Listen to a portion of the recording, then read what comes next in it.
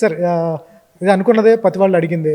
మధ్యలో ఫ్లాప్ అవుద్దని తెలిస్తే ఏ హీరో చేయరు, ఏ డైరెక్టర్ చేయడు, ఏ ప్రొడ్యూసర్ చేయడు.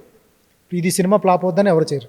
బట్ ఇక్కడ స్టోరీలో సెలక్షన్‌లో లోపమా? లేకపోతే అది ఫాస్ట్‌గా చేసేయాలి, ఖాళీగా ఉండకూడదు మనం.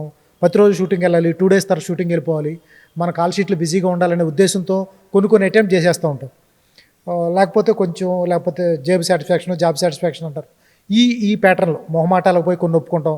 నాలాంటి వాడు ఎవడో మంచి కథ చెప్తాడు. ఎగ్జిక్యూషన్ సరిగ్గా ఉండదు. ఈ ప్యాటర్న్‌లో కొన్ని కథలు ఒప్పేసుకుంటారు హీరోస్. ఈ ప్యాటర్న్‌లో వచ్చిన ఇదేనా బుర్ర కథ కానీ, తర్వాత మీరు కొన్ని తీసి కానీ ఈ ప్యాటర్న్‌లో కొన్ని సినిమాలు వచ్చినాయి. మీరు మీరు వినేటప్పుడు కానీ కథ స్ట్రైకీగానే ఉంటుంది.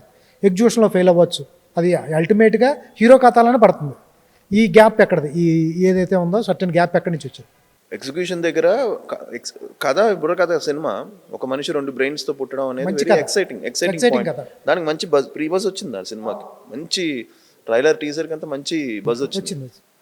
బట్ ఎక్కడో సినిమా కనెక్ట్ అవ్వాల, కొన్ని అవేగా వెళ్ళిపోయి అదంతా ఇంకా బెటర్గా చేసి ఉండొచ్చేమో అనిపించింది. ఎంటర్టైన్మెంట్ మీద వెళ్ళిపోయాము.